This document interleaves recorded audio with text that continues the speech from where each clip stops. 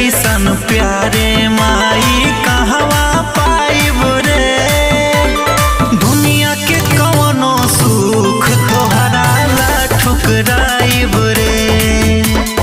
तोहरा जैसन प्यारे माई कहवा पाइब रे। दुनिया के कवनो सुख तोहरा ला ठुकराइब रे।